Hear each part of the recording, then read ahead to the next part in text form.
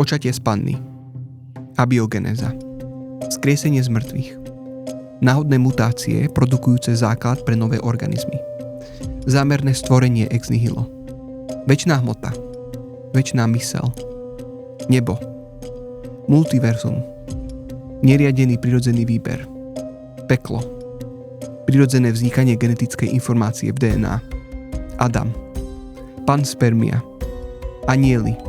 Žiadna nehmotná duša. Zázraky. Vesmírni mimozemšťania. Boh. Žiadny boh.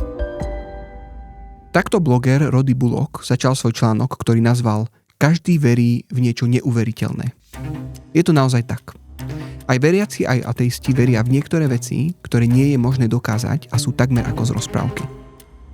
Veriaci si myslia, že existuje nekonečná bytosť, ktorá sa slobodne rozhodla stvoriť tento svet. Že existovala vždy a že svet stvorila z lásky.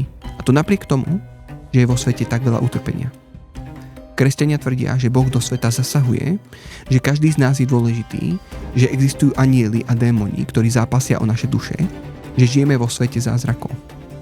To vyzerá ako sci-fi, nie? A nie ako realita. Ateisti zase tvrdia, že nič vyprodukovalo všetko. Že z hmoty vznikol život a svedomie. A že všetci sme len vedľajší produkt slepej prírody.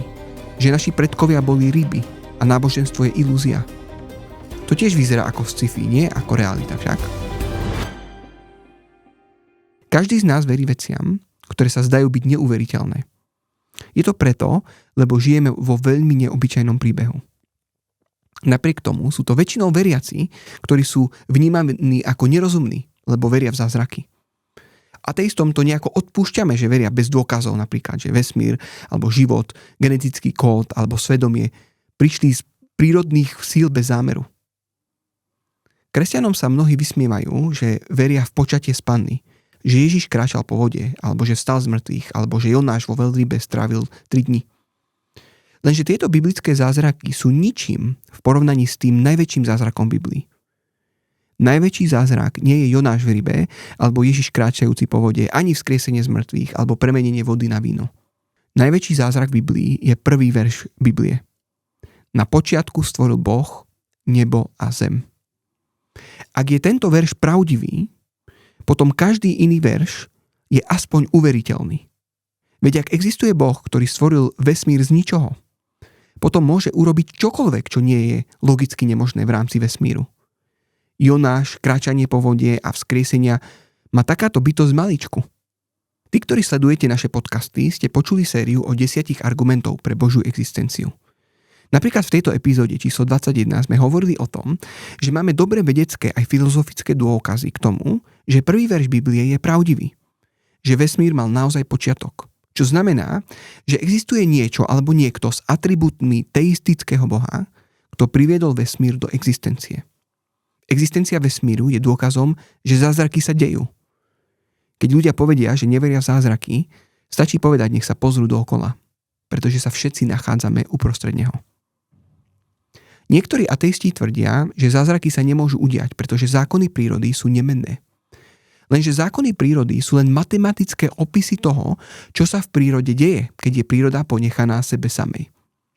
Zákony samotné nezapríčiňujú nič. Oni len opisujú, ako príroda funguje. Prírodné sily môžu byť premožené alebo prerušené inteligentným zásahom. V realite sa to deje neustále. Napríklad gravitácia spôsobuje, že golfová loptička bude padať až na zem. Pokiaľ ju niekto nechytí skôr a nepreruší jej trajektóriu. Žiadne zákony sa tu neporušujú, len gravitačná sila je tu premožená inou silou. Ak my ľudia dokážeme vzdorovať prírodným silám, určite aj Boh, ak existuje, by to mohol vedieť dokázať.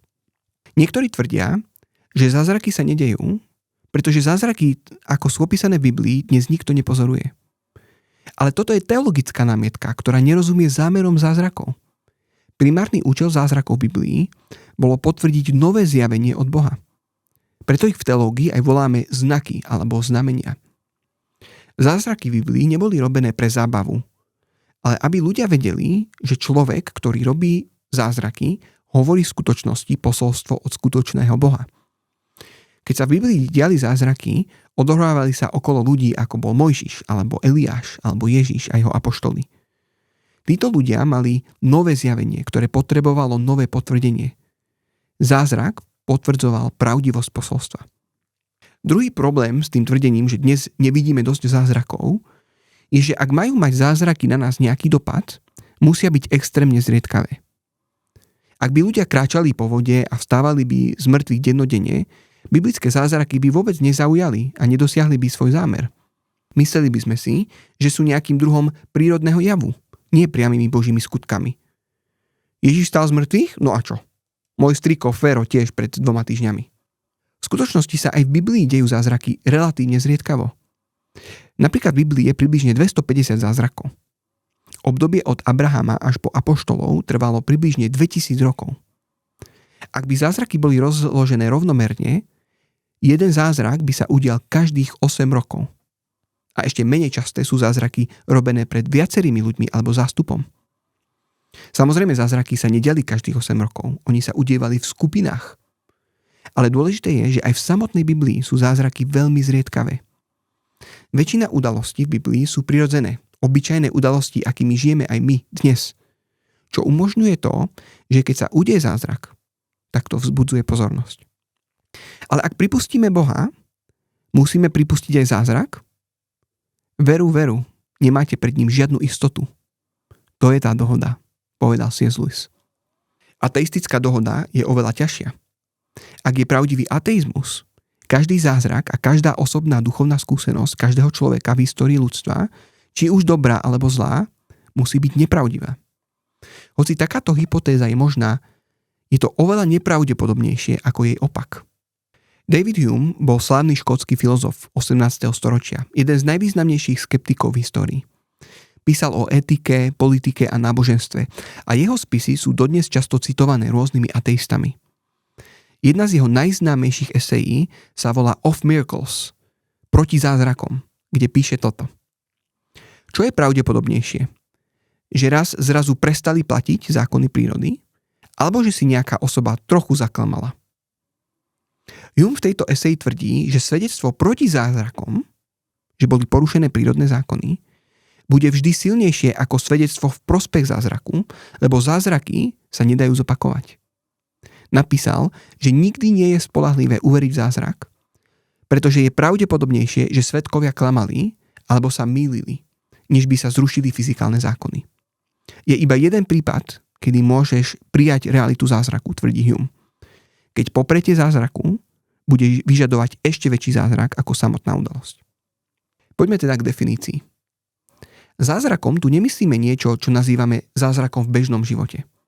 Napríklad je zázrak, že som dostal jednotku alebo že som vyhral športku. Zázrak nie je len nepravdepodobná udalosť. Humeova definícia je, že zázrak je porušenie prírodných zákonov spôsobeným božským alebo nadprirodzeným zásahom. Iné definície hovoria o zázraku ako o udalosti, ktorú nemožno vysvetliť prírodnými zákonmi a pripisuje sa zásahu božstva. Alebo Boží zásah do systému prírodných zákonov. Alebo jav, ktorý odporuje tomu, čo je podľa bežnej skúsenosti a vedy možné. Na týchto definíciách si všimni dve veci. Poprvé, koncept zázrakov nevyvracia, ale predpokladá, že príroda je samostatný systém prírodzených príčin. A po druhé, zázrak nie je protirečenie. Človek, ktorý dokáže prejsť cez stenu, je zázrak. Človek, ktorý aj prechádza cez stenu, aj neprechádza cez stenu v rovnakom čase a rovnakým spôsobom, je protirečenie. Boh môže konať zázraky, ale nie protirečenia. Nie preto, že je obmedzená jeho moc, ale preto, že protirečenia sú nezmysly. Aby sme mohli vyriešiť problém zázrakov, musíme urobiť rozdiel medzi filozofickou otázkou, sú zázraky možné, a medzi historickou otázkou, sú zázraky skutočné, udial sa niekedy nejaký takýto zásah v histórii. Táto otázka si vyžaduje tiež nielen filozofické, ale aj historické skúmanie. Takmer všetci ľudia, ktorí popierajú, že zázraky sa udiali, to popierajú kvôli filozofickým argumentom, ktoré by mali vedieť dokázať, že zázraky sa nemôžu udiať. Je jasné, že nemôžeš veriť, že sa udiali zázraky bez toho, aby si veril, že existuje nejaký tvorca týchto zázrakov. Teda všetci, ktorí veria v zázraky, veria tiež v nejakého Boha. Ale nie každý, kto verí v Boha, verí aj v zázraky. Ak existuje Boh, zázraky sú možné. Ale možno sa Boh rozhodol nevyužiť túto možnosť. Sú aj takí, ktorí veria, že Boh existuje, ale že nikdy v histórii neurobil žiaden zázrak. Iní neveria ani v Boha, ani v zázraky a niekedy tvrdia, že absencia zázrakov je dôvod neveriť v Boha. Ako je absencia stôp na pláži dôvod neveriť, že tam nejakí ľudia niekedy kráčali. Možno si vravíš, ako by mohol niekto obhájiť také silné tvrdenie ako to, či Boh existuje alebo nie, iba na základe toho, že žiadne zázraky sa nikdy v histórii neudiali? Preštudovali si títo ľudia každý údajný zázračný príbeh? Preskúmali všetky dôkazy jeden za druhým? Jasné, že nie. Takýto druh skúmania by zabral celý život. Takéto tvrdenie, že zázraky sa nikdy nestali, by sa dalo obhájiť iba vtedy, keby sa podarilo dokázať, že zázraky sú nemožné. To by nás oslobodilo od potreby vziať dôkazy v prospech zázrakov vážne, pretože by sme hneď vedeli, že zázraky sú z definície nemožné. Preto musíme najprv vyriešiť otázku filozofickej možnosti zázrakov predtým, ako preskúmame historickú otázku o tom, či sa naozaj aj udiali. Logicky z toho vyplývajú 4 možnosti. Prvá, ak zázraky nie sú možné, potom nie sú ani skutočné a nemôžu sa diať. To je isté. Druhá, ak sa zázraky dejú, potom sú možné. To je tiež isté. Tretia, ak sú zázraky možné, ešte nevieme, či sú aj skutočné. A štvrtá možnosť, ak nie sú skutočné, ešte stále nevieme, či sú aj možné. Existujú 2 argumenty v prospech možnosti zázrakov. Jeden zo strany Boha ako toho, ktorý tvorí zázraky a je ich príčinou, a druhý zo strany sveta alebo následku. Musíme ukázať, že obe sú otvorené možnosti zázrakov. Poprvé, neexistuje dôvod myslieť si, že Boh by nemohol urobiť zázrak. Lebo ak Boh existuje, je všemocný a dokáže zázraky robiť. To, či by sa rozhodol ich aj urobiť, nie je niečo, čo dokážeme nejako vedieť, lebo to záleží na jeho slobodnej vôli. Všemocný Boh by mohol a nemusel robiť zázraky. To ale znamená, že v Bohu neexistuje prekážka voči zázrakom. Ak Boh existuje, zázraky sú možné. Po druhé, neexistuje tiež prekážka voči zázrakom zo strany sveta alebo prírody. Veď ak Boh stvoril svet, to znamená, že svet je otvorený možnosti existovať a aj neexistovať. To znamená, že je otvorený aj možnosti obsahovať zázraky alebo ich neobsahovať. Inými slovami, ak Boh dokáže stvoriť svet z ničoho, určite môže pridať nejaké malé zázraky aj neskôr. Ak autor tvorí dej, môže ho počas deja aj meniť. Poďme to teraz hrnúť a sumarizujme dôvody, prečo je legitímne tvrdiť, že možnosť zázrakov existuje. Poprvé, ak Boh existuje, zázraky sú logicky možné. Ak Boh stvoril svet, vzkriesenie z mŕtvych a zázračné uzdravenia, vedecky nevysvetliteľné javy sú pre neho hračkou. Ak máš stvoriteľa, ktorý stvoril vesmír z ničoho, zázraky nie sú žiadny problém. Po druhé, z kresťanského pohľadu zázraky dávajú zmysel. Podľa kresťanstva zázraky majú svoj zámer. Boh tak prejavuje záujem o človeka. Ukazuje mu dôkazy, ktoré človek potrebuje. Prejavuje tak pomoc trpiacim, alebo tak dokazuje svoj záujem a lásku od človeka. Zázraky teda nie sú magickými trikmi, ale komunikáciou Boha s človekom. Po tretie, zázraky nie sú až také zriedkavé, ako si môžeme myslieť. Aj dnes existuje množstvo ľudí, ktorí tvrdia, že zažili nevysvetliteľné uzdravenia, okamžité zmeny zdravotných stavov, nadprirodzené sny a vedecky nevysvetliteľné javy. C.S. Lewis raz napísal, že Boh zanecháva stopy po sebe všade, kam ide a niekedy je neopatrný a zanechá ich príliš veľa. Stačí si vyhľadať príbehy ľudí na YouTube, ako hovoria o zázrakoch, ktoré sa im udiali, alebo si prečítať knihu Kauza zázraky od Lee Strobela, ktorá je dostupná aj v slovenčine.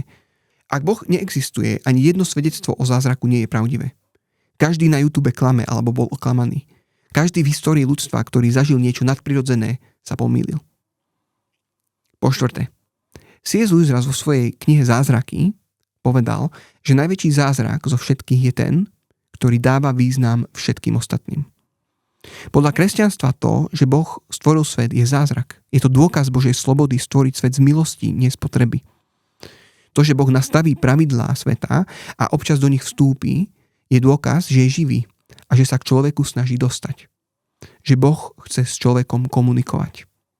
To, že v Ježišovi z Nazareta vidíme obraz neviditeľného Boha, je dôkaz, že Boh vstúpil do nášho sveta a snaží sa nájsť cestu k človeku, tak aby mu človek mohol rozumieť. Ak Boh neexistuje, zázraky nie sú možné. Ak Boh existuje, zázraky pre Boha nie sú problém. Ak Boh, potom zázraky. Taká je dohoda.